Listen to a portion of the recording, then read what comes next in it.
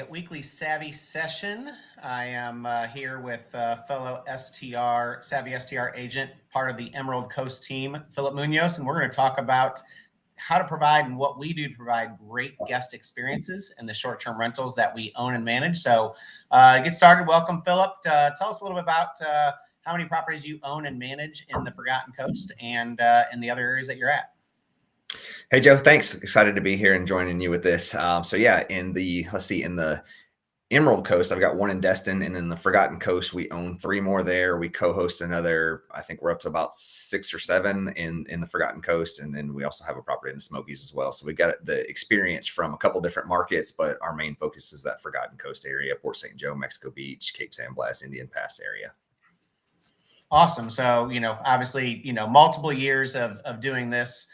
Same thing on my end with the 13 properties we co-host and the one that we own in Panama City Beach and a few that we have up in Branson, Missouri. So, between the two of us, I think we're getting close to the 30 total properties. So obviously we get to handle a lot of guest issues, a lot of guest experiences. And that's why we're here today to kind of talk about what we do to be able to have that. So, I think the majority of your properties have all 5-star reviews. The majority of my properties all have 5-star reviews. We all have, those opportunity guests, but we're going to talk a little bit about what it takes to continue to get those 5-star reviews and the things that we're able to do to help with that. So kind of, one of the first things to talk about is, what's a couple of the game changer experiences in the short-term rental world that you've seen in providing these guest experiences over the last few years? Like what's really the biggest impact that you're seeing?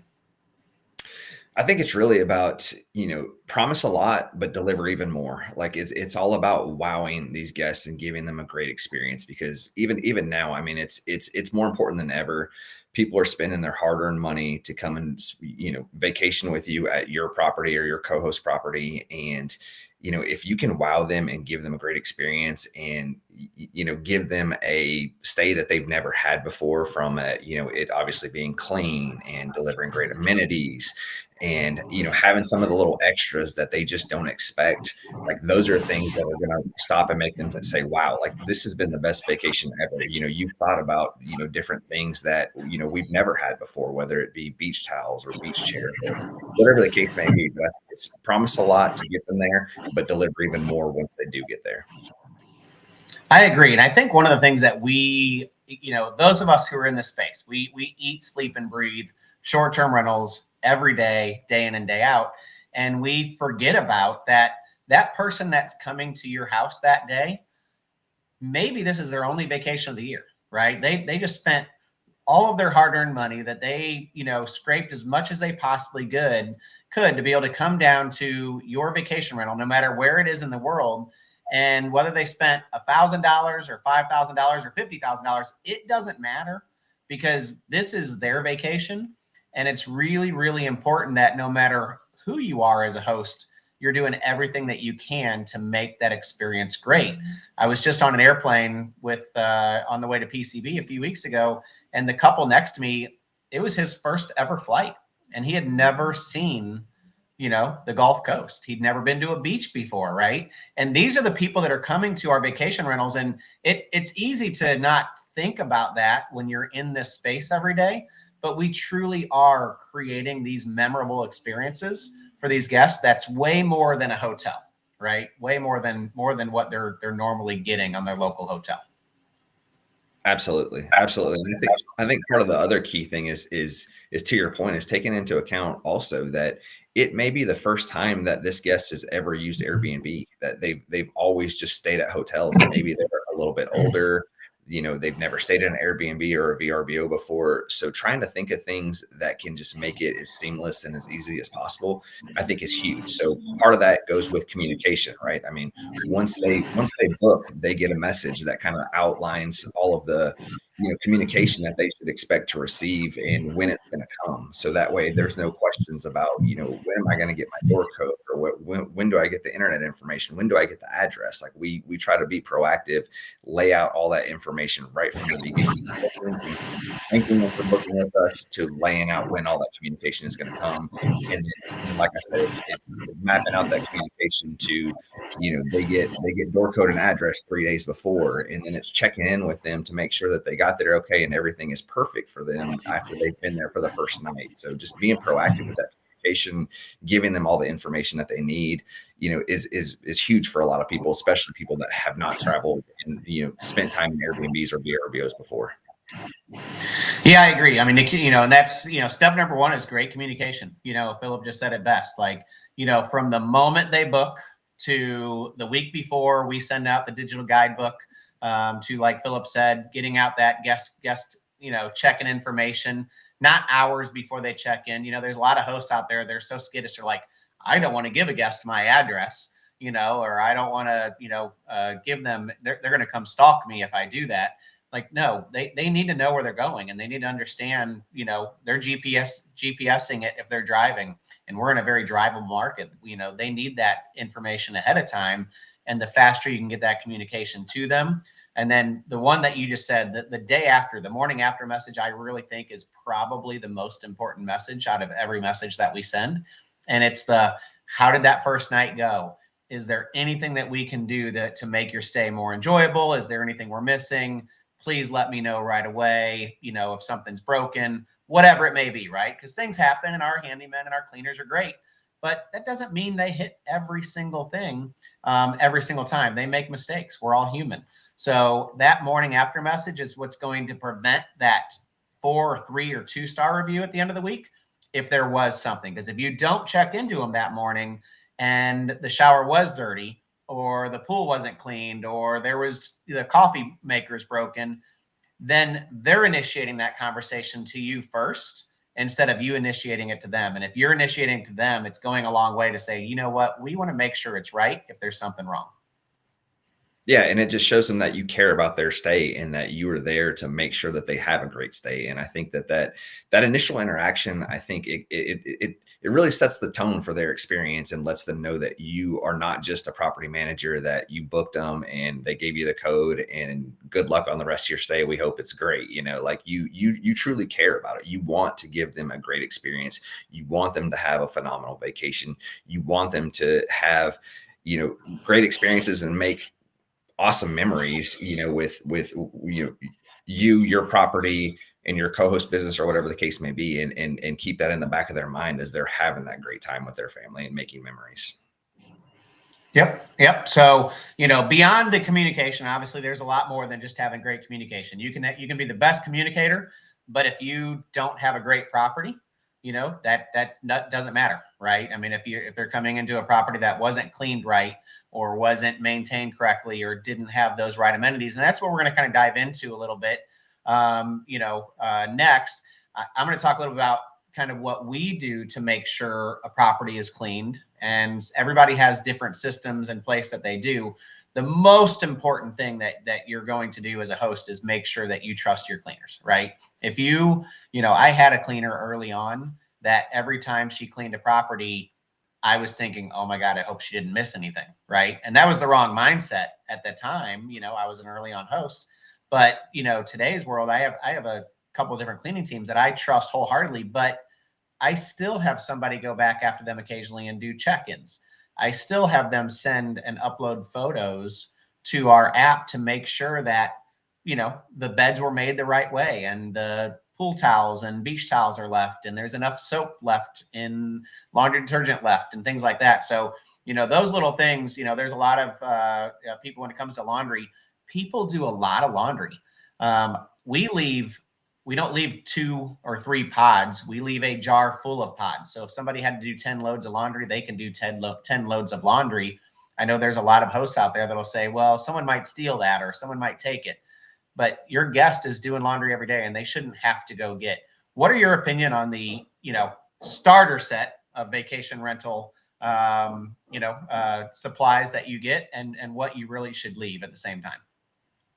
we are not fans of the starter set. We take the mindset of we want to overstock the house. We want to give them more than enough. So to your point, I mean, some people come to vacation, they never wash a load of clothes. Some people come and they wash clothes every day. Like it really just depends on that guest. But I want them to have everything that they need there and not have to go to the store for it or what have you. So like trash bags is another example. Like some people I've seen where property management companies, they'll put like 2 trash bags under the sink for guests that are there for a week. And it's like, no, like we just put the entire box of trash bags down there. Like they're not super expensive. And it's just something that makes it easy for the guests. They have what they need. And I think that goes a long way. Like a lot of our reviews, they talk about how well stocked we are from not only things like, trash bags and toilet paper and stuff like that, but we want to make sure that they have what they need if they want to cook a meal or, different things like that. Like we want to make sure that they have everything that they need. They're completely overstocked,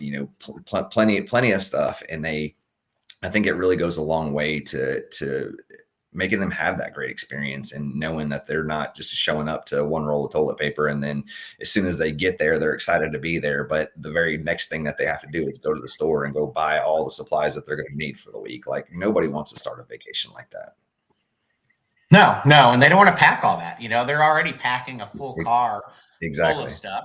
And, they're probably doing an online order at the grocery store to pick up or have delivered, whatever it may be. So, the last thing they want to do is in the middle of the night be like, oh my God, we only had 1 trash bag for the whole week.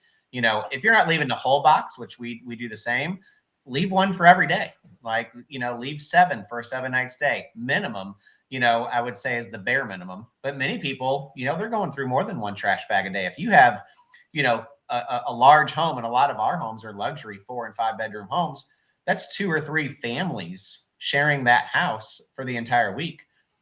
1 trash bag a day is not going to be enough for, for that many families. And a lot of hosts will say, well, it's expensive. If you're underwriting your property and toilet paper and trash bags is the difference between you and being profitable or not, then you're probably in the wrong business, right? That's not where we want to be. We're providing that experience. And I like to say, if you go to a hotel and you run out of toilet paper at the hotel, you're going to call down to the front desk and they're going to bring you more, right? We're not at our houses to bring them more. So we should be able to have enough supplies. Yeah, absolutely. And to your point, I mean, is people are trying to get their kids, their dog, their supplies and stuff like that. Like they don't want to have to pack, toilet paper and things of that nature. Or like I said, show up to the house, unload their clothes and everything, and then the very first thing they have to do is go to the store and go and buy all this stuff. Like that's not a great way to start the vacation. It's not going to be a wow moment for them. Yep. You just said something I wanted to touch into next, and that's being pet friendly. And I truly believe, and the data shows, a pet friendly house by far will outperform a non-pet friendly house. And there's a lot of people out there that will say, well, those pets will ruin. I will tell you that our pet guests are by far probably the most respectful and cleanest guests that we have. Now, that doesn't mean we don't have the occasional dog that sheds and, has some extra cleanup, because it happens. But the amenities or the stuff that we supply is the second part of that, right? You don't want to just say I'm pet friendly. In our houses, we have, the cleanup bags in a container in the outside and a little pooper scooper. And we have dog bowls, for them to be able to feed their dogs, and some dog blankets. Of course, we don't want pets to get on the couch. We have some blankets, whether they lay those on the floor or lay those on the couch. I'm not there to say what they're doing. Obviously, it's in our rules that we don't want the pets on the furniture, but I know it happens. But we're providing those blankets. Do you do anything in your pet-friendly houses that, kind of make sure that the people really make it feel like it's pet-friendly? So we do everything that you just talked about with the exception of providing pet blankets. So we make it very clear that we do not want pets on any of the furniture, any of the bedding and things of that nature. Does it happen from time to time? Yes. But generally speaking, we haven't had any issues with it. And with the pet blankets, I feel like it kind of encourages them to potentially have their pets on the furniture. And so, it may or may not, but that's kind of been what we have done. But like I said, we haven't had any issues with it. But I think the biggest thing as far as pets that people really love and guests rave about, Joe, is that it's a little bit of a manual process, but we will buy these $3 dog toys. They're octopuses, and my wife gets them from Home Goods, I think it is. They're like $3 or $4. And we just buy these octopuses. Just put a bag of 15 of them or whatever in the owner's closet. And so whenever we look to see, okay, we got a new booking coming in, if there's a dog coming, we'll ask our cleaner to set out that dog toy in the dog bowl for them. And you would be surprised how much they love that as a nice added touch that they're not expecting. Like we will get pictures sometimes of their dog with the dog toy because they were surprised by it, and it was just a nice little touch that they just loved. So that's been huge for us, and again, very low cost, right? Like I said, $3 or $4.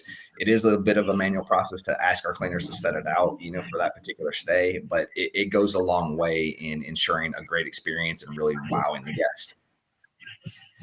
Yep, and that's really what we're here to talk about today, is some of those little things, and that's huge. We haven't done dog toys. I just looked at my wife and said maybe that's something we need to add, because I do think that's a nice little touch. Do you provide guest baskets? There's some hosts out there that are really big on welcome baskets with bottles of water or snacks or treats or anything like that. Is there any guest baskets, or do you do anything like that? So we took a pass at this probably, I don't know, maybe a year and a half or so ago, where we had like beach tote bags. We had those printed with our company name and logo on it. We had some sunglasses made, so we put that in there with like some chapstick and maybe some aloe, stuff like that. Maybe a couple bottles of water. But for the most part, that really wasn't something that guests mentioned to us or talked about, and it didn't seem like it really did a whole lot for us. So instead, like I talked about before, is we want to fully stock our house and give them something and add the nice touches. Like in our bathroom, we have Crate and Barrel hand soap and Crate and Barrel lotion, and it's set up on a caddy, where it's a specific thing for them. And then we also have a third spot to add something else. So we have a bottle of aloe there because we're at the beach, right? So a lot of people don't think about bringing aloe. So we have a bottle of aloe there along with the hand soap and the lotions, and just having the nice soaps. I think whether it be the hand soaps at the sinks or having nice soaps in your showers, having those nice smells, I think especially for females, they really like smells. When you can walk into a home and it smells great, then you're using the soap and stuff, it smells great. Like it's a perception thing, I think, and a lot of people are like, wow, like this is an elevated experience. This is a luxury stay. Like this is something that I would expect at the Four Seasons or one of these ridiculously expensive hotels. And I think having touches like that throughout your house, for us at least, have been a much better ROI than having welcome baskets or welcome bags. And then we also, I guess the one thing that we also do though is we have like a little I don't even know what you call it, but it's sort of like a nice kind of tray that goes in the middle of like the kitchen island. And we'll put bottles of water there. So when people walk in, like they walk into nice bottles of water there, along with all the other added touches that I already talked about. So that's what we do. And it seems like guests really enjoy those things, and all the added extras that they're not expecting throughout the house, I think outweigh the welcome packs. Yeah, I agree. I think that's all really good stuff, and I agree with you on the welcome baskets. And I think there's areas where it can be really good, and areas you have to look at your property and your clientele and decide what's more important. And I agree with you. Being at the beach, having a well supplied and well stocked house is probably a little bit more important than that welcome basket. Where somebody that's passing through a suburban short-term rental might be a little more, they get in there late night and just there for a night or so. That welcome basket might be better. So every host, it's okay for you to do your own thing and whatever works for you. All of these are things that we're doing to elevate that guest experience and make sure that we're providing that kind of luxury or hospitality. At the end of the day, we are truly in the hospitality business. And like I said at the beginning, we don't know, how many times these people have stayed in an Airbnb. And like Phillip said, it may be their very, very first time.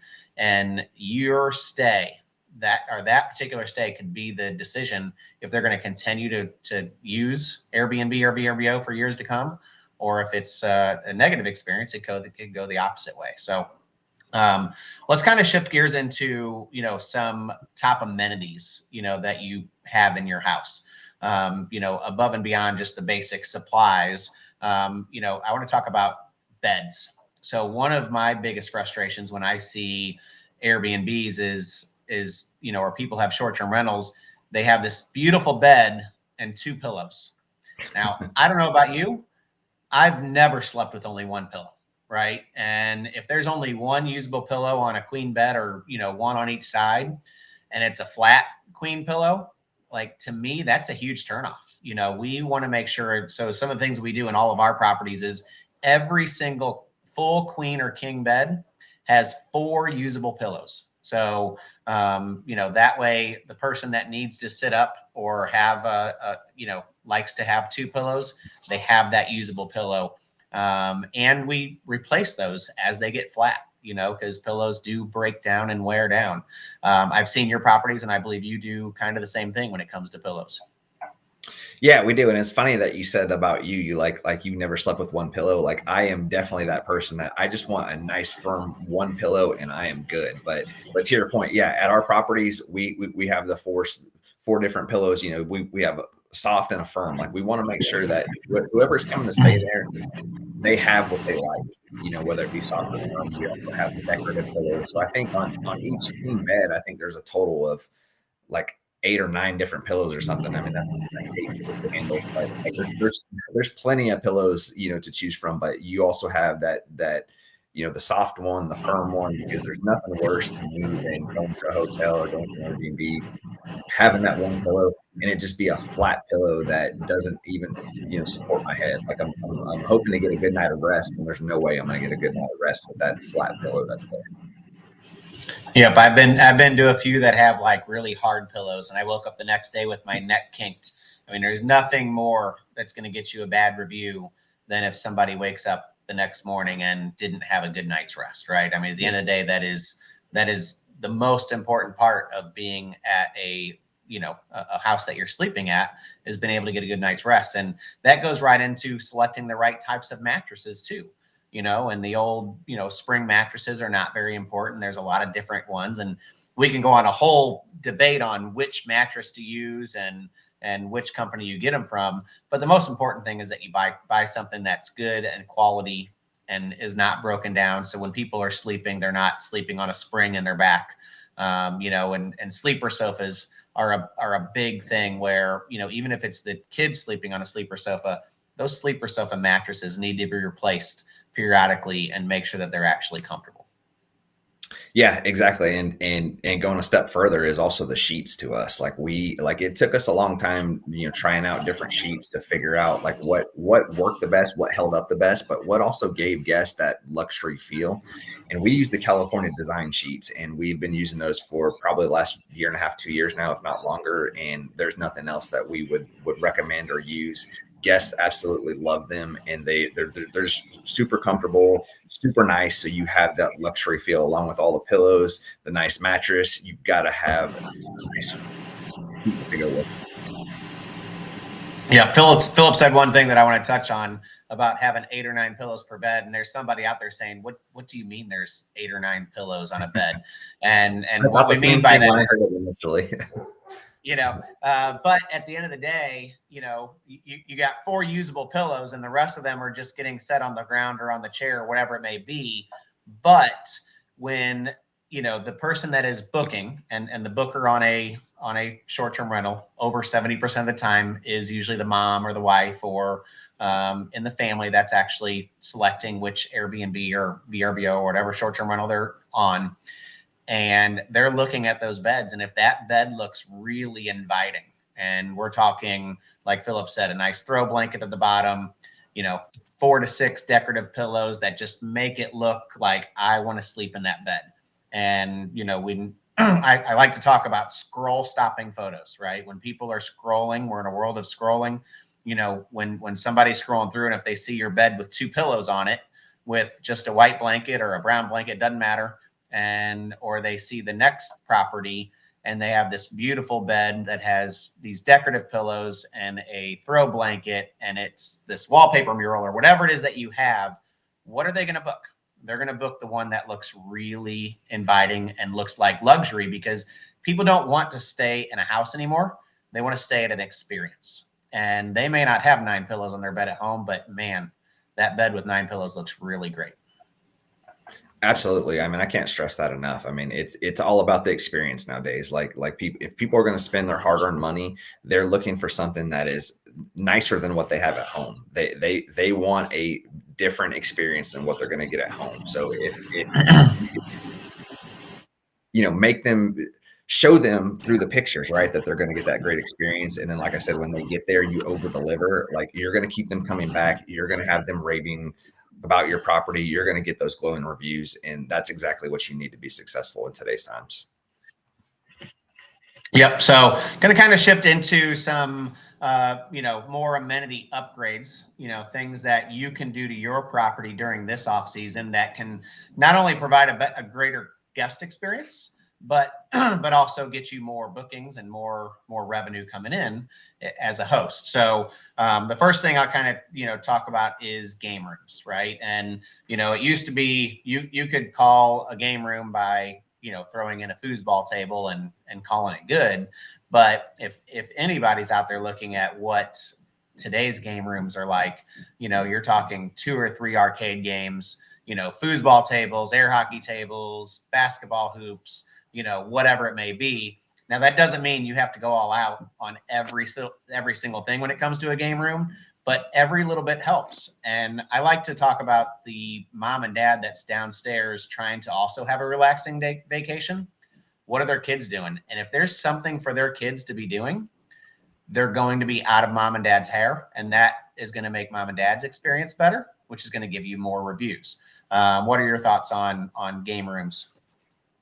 I completely agree, especially when you're at the beach, right? There's going to be rainy days sometimes. And what else can the kids do, or even the rest of the family do, that can occupy some of the times when it's rainy and you can't be at the beach or you can't be at the pool? And so game rooms are huge. So we actually took one of our newest properties that we bought, and there was an outdoor kind of storage building, and we insulated it, we closed it up, it had electrical already, and we did exactly that. Like, we took something that was there at the property that a lot of people would have looked at and just said, that's outside storage, and we put a window unit air conditioner in there. We put arcade games in there, shuffleboard, a whole nother TV, little lounger couch area. So it adds a whole different element to your property and to your stay, to have another place for whether it be kids to go and play the games and adults to be able to spend time in front of the TV and relax a little bit, or it gives, like I said, something else to do at your property when it's rainy and the weather's not so great. So definitely take advantage of value stacking all those different things to really provide a great experience that's going to help separate you from your competition. Yep. And I'm going to add to that by saying, those video games and all that stuff is great too, but it's also really important not to forget playing cards and Uno and Sequence and Monopoly and having some board games, because there are some people that they may not play a board game the entire year at home, but on that rainy day or rainy evening, they get it out and say, ooh, let's do this. And the second part of this in these board games is making sure that your cleaning team is looking through these to make sure that the pieces are there, because the worst thing that you can do is say, oh yeah, we got a house full of board games, and then they go open it up and it's in disarray and missing pieces, or you left a puzzle and it doesn't have everything. So these are things that get replaced on a yearly basis, if they're not in perfect condition.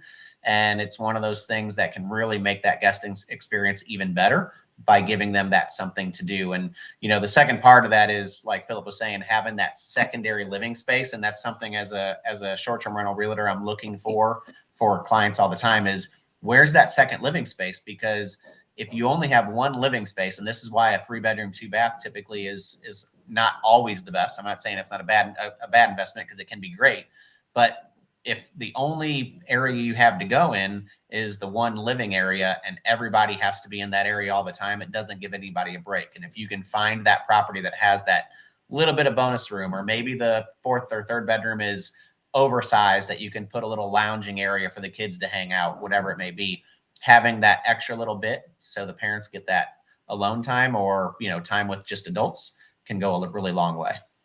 Or that outside storage, like I mentioned at our property, we took that and made that the Yep. game room. So it was something that a lot of people that looked at the house probably didn't think about, but we seen the ability to add value there and add a whole nother living space and a place for, kids to go play games or whatever. So it just added additional square footage that wasn't even attached to the house, but it's still part of our property, still part of our experience. And I think that's huge when you look at different properties to find ways to set yourself apart. So definitely keep those things in mind. And then going back to your board game thing, comment, Joe, we actually have moved away from the physical board game, went to the what is it, the Infinity game tablet. So it has all of those games on it, but it's actual a bigger than an iPad, but we didn't do the full table that's like massive. That full table we did initially, we had some problems with that, but the actual table one, like we've got a lot of great feedback at a couple different properties about that, because to your point, is not everybody likes the NBA jams or the Pac-Mans, but they'd love to play some Monopoly. Well, when you can do it with that tablet, also it also provides a great experience and something else that they probably don't have at home. So something that elevates their experience because they don't have it at home and they're able to come to your property and do it. It's just like, wow, this property has it all. Yep. So, one thing we kind of missed a little bit earlier, and I'm going to jump back into it really quickly, is a fully loaded kitchen.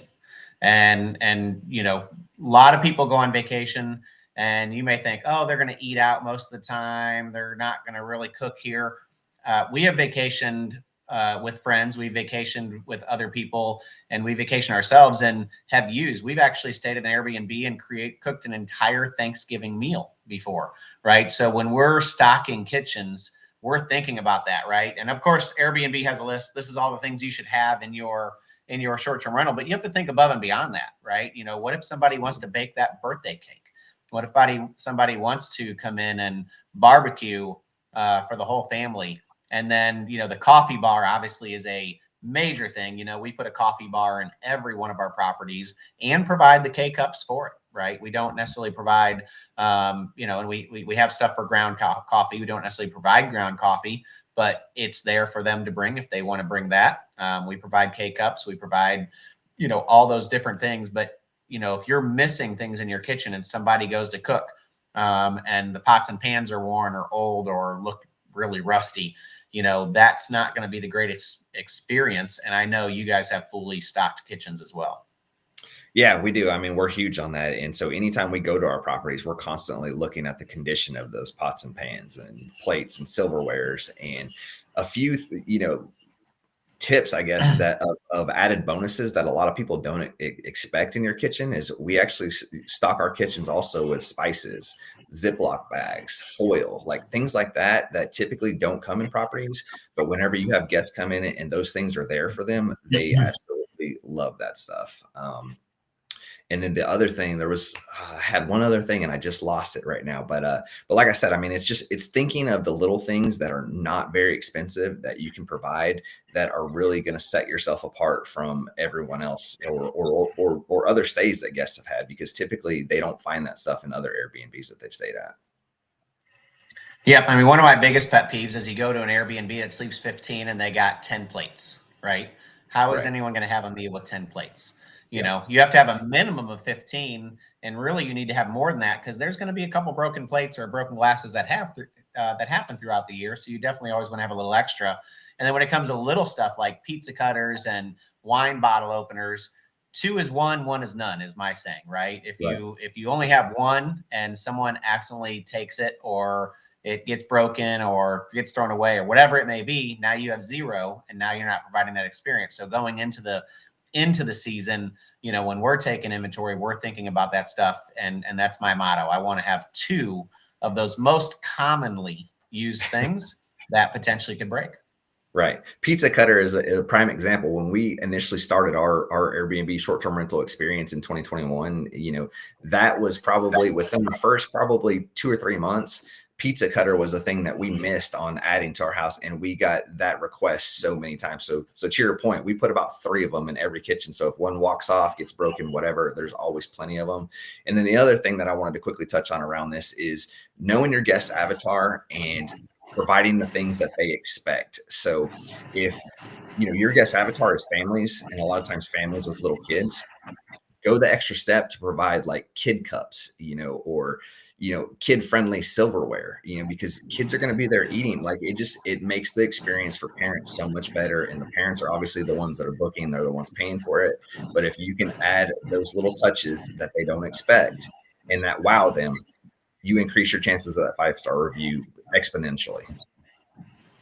Yep, and add to that the pack and play Right, and the exactly. high chair High chair, and yep. those things. And then the most important part of that is also marketing it, right? If you have it in your house, that's great, and that's going to provide the great experience. But you also need to have a picture of that in your listing, that you're providing this, not just in the description that we have this, but an actual photo that says this is what we have in our listing. Because when people are scrolling through photos, we're in a scrolling world. They want to see that. And if they do see that, that's going to give them a much higher likelihood of booking your place because they know that it's there. Right. Exactly. So, kind of shifting into outdoor, would be the last thing that we really talk about is outdoor amenities and what you can do. So same situation that we were talking about, right? Whether you're in the mountain market or the beach market or wherever it is, there's going to be things or activities or traffic drivers that our guests are going to do during the day, right? You're not thinking about what are they doing from 9 to 5. You're thinking about what are they doing from 5 to 9, right? When they come back to the house, what is it they're doing? And that outdoor experience is by far the most important game changer, in my opinion, out of everything that we do in any of our properties. Because, especially in a beach market, nobody wants to go home and just sit inside a house, right? What can they do outside? And, having the outdoor seating area, of course, is important, and having an outdoor dining area, but then, utilizing it the best you can with string lights or adding a pergola, so it's a shaded area because the sun might be going down and it's still hot. Having obviously a swimming pool. Obviously in a beach market, a swimming pool is the most important thing. But, above and beyond that swimming pool, what are other outdoor activities that you put at your properties that your guests rave about? Well, I think you touched on a majority of them, but one of the things is we have those big, huge umbrellas that are by the pool as well. So not only do we have like the pergola for the outdoor dining and that, the shade that it offers, but we also have huge umbrellas. We have nice lounge chairs. We even have like in the pools that we have sun decks, we have the lounge chairs that can sit on the little pool deck. As well. And just added things again, like I said, is you want to give people that luxury feel, things that they don't have at home, things that they're not expecting. And when they have those things there at your property, it wows them. And again, I can't say this enough. Those wow moments are what really drive those 5-star experiences. But one of the other things that you touched on was the string lights. Like people love string lights, and those are so cheap to do. Like they're not hard to do. They're very cheap to add, but man, they have a huge effect, especially when people are going to the beach or is if they can go and sit out there and enjoy the sound of the waves from the beach, or just be outside with their family because you've got the string lights and you can do that. It just takes the experience so much further for them. It does. And then, there's other things that you can add if you have the space. And obviously your space has to allow, whether you're going to add cornhole boards or washers or having a little putting green. They make these tall Connect Fours that we've been putting in, a lot of our backyards. So any of those little things, I love tiki toss, it's the little hook that goes up and you got to try to toss and get the little, thing into the hook. Right. But people will play those games for hours, and it'll give them an activity to do. It's great for your photos because they see that there's stuff to do outside. The string lights, like you said, you got to have that twilight photo. That is by far the best scroll stopping photo, is having that outdoor space with those string lights on. I will tell you, a lot of people love having a fire pit, whether you do a gas fire pit and you provide the propane, which we do that in all of our luxury properties, or you just have a wood burning fire pit that's a little bit further away. In the off season, in that shoulder season, that's what's going to get your place booked, and it's going to give them something to do to go outside and get away from the inside of the house. Now that doesn't mean, obviously, if Justin Ford's listening, you want to make sure you have it safe in a safe place. But at the same time, you want to provide that, be able to have those added amenities that can really make that experience stand out. I think too, just one more thing to touch on is having nice outdoor furniture. Like if people are going to spend time outside, they're going to be sitting down, they're going to be hanging out. Like have nice outdoor furniture, especially when you're at the beach market. Being close to the beach, it's tough on outdoor furniture. So make the investment to have some nice outdoor furniture. It will last so much longer than the cheap stuff, but it's so much more comfortable as well. And people just they want somewhere nice and comfortable, to hang out at. And so I can't stress enough, like invest the money in the nice furniture. It's worth it. I promise. It really is. It really is. And for those of you listening, if you have any questions, type them into the comments. Be happy to answer, and we'll be on here for a few more minutes here. But I agree. The last thing we want to do, and I've been to recently, I've sold a couple of really luxury, $1 to $2 million homes, and in touring them with the potential buyers, we go into a backyard and they got a couple chairs and maybe a partially broken table and maybe one lounge chair, and it's a house that sleeps 16 people, right? So that doesn't mean you need to have seating outside for 16 people, but you need to have enough seating outside for a large family to be able to enjoy, right? If your house is sleeping 14 to 16 people, whatever it is, and you only have a kitchen table for 4 and 0 space for outdoor dining, that's a problem, right? You need to think about that when you're designing and setting up these homes to be able to have enough places for people to sit down, lounge, and do their thing and be able to relax. Because if you don't have those spaces and those quality spaces, that's going to lead to bad reviews. Absolutely. I couldn't agree more. So kind of wrapping up here, I think we've kind of touched on the majority of the areas that are really going to make a big impact on these 5-star reviews. What would you give people out there as the biggest difference between a guest leaving a 4-star review and a 5-star review? I would say that, first, I think, if you can build a personal connection through your guest communication, I think that is huge. So, sometimes guests share why they're coming into town, or, what they're doing there, or maybe an experience or something that they did while they're there. But I think if you can build that personal connection with them, I think that helps take things, so much further, and it increases the chances of that 5-star booking because they've built that personal connection with you. But the other thing that we do to ensure that they leave a review is, once our cleaner has got there, after the guests have departed, our cleaners got there, they've inspected the home and make sure everything is good. Like, we will immediately send them a message and say, thank you so much for taking incredible care of our home. 5 stars are in your inbox, and if we've earned it, we would love the same.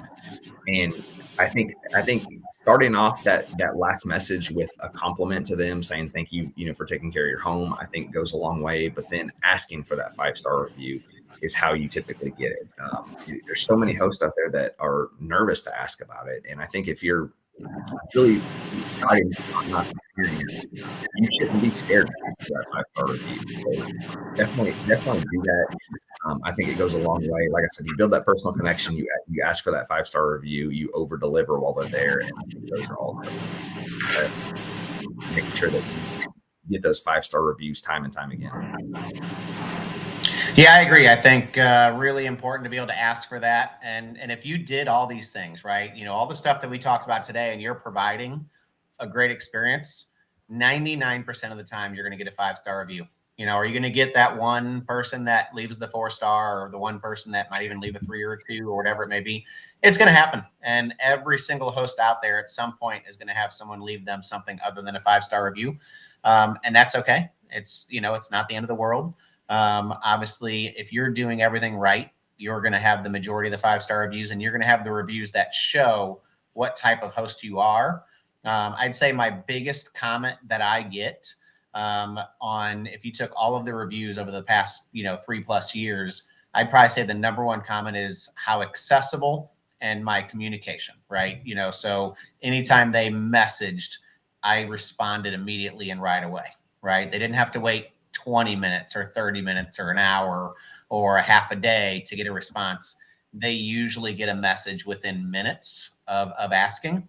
And whether you're doing all the messaging yourself, like Phillip and I are doing, or if you're using a host buddy AI or a virtual assistant, whatever it matters, it doesn't matter. It's important to be able to respond right away. And if you leave, there's a funny thing in Snapchat today where if you leave somebody on opened or whatever it is, like that's like the end of the world. Like not responding to a guest is like that, right? You need to have that response right away.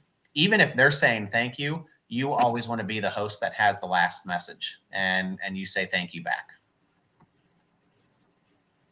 Absolutely. Yep. So last thing that I'm going to talk about is repeat bookings. Like, how do you get repeat bookings? How do you keep guests coming back? What we do, we have a couple of different ways. We do have an email marketing campaign that we use. We want guests to come back immediately after they check out. Within 24 hours, they're getting an email from us, saying thank you again. And we're giving them a 10% code for their next stay, to stay back with us and book directly with us. And that code is good, for like 6 months, something like that.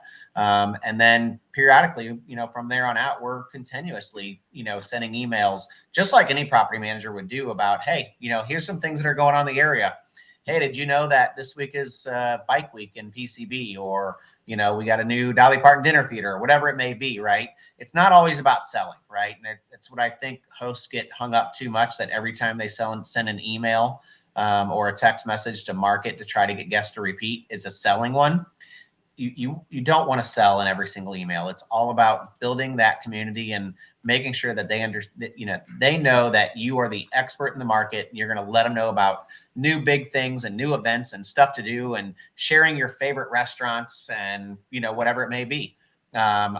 We went to a newer restaurant a few months ago in PCB that we hadn't been to, and I immediately added it to my email marketing campaign and said, you guys have to check out this restaurant. It's the first time I've been. It was amazing, blah, blah, blah, right? So having those types of emails out to those guests are going to help them, remember you. So when they're ready to book their next vacation, they can come back. Do you do anything big to try to do repeat guests as well? So I haven't got to the email marketing campaign just yet. Like, it's on my list to do's for this off season. But I think, again, it really comes back to, if you deliver a superior experience, like, they're going to want to come and stay with you again. If they're traveling back to that area, they will seek you out, whether it's your direct booking site or they book with you again on Airbnb. Like, we've had guests that have booked with us 3 or 4 times on Airbnb, and I'm scratching my head because, like, we do things like, telling them the name of our company, sending them different things, or having QR codes inside the house that show our company, website and stuff. But for whatever reason, it's just easier for them to go back to Airbnb and rebook. But again, I think it just goes back to, if you can over deliver and give them a great experience, because if you compare what you do to property managers, it's night and day difference in most cases. And you over deliver, you give them a great experience, they will seek you out and they will come and stay with you. We've had people book with us not only a year in advance, but they're trying to book 2 years in advance with us because they've had such a great experience. So over deliver, give them a great experience, and they will keep coming back. Yep, I agree. And there are going to be some people that, no matter what you do with the direct booking website, they prefer that Verbo, they prefer that Airbnb. That's what they trust. It's what they know, and it's okay, right?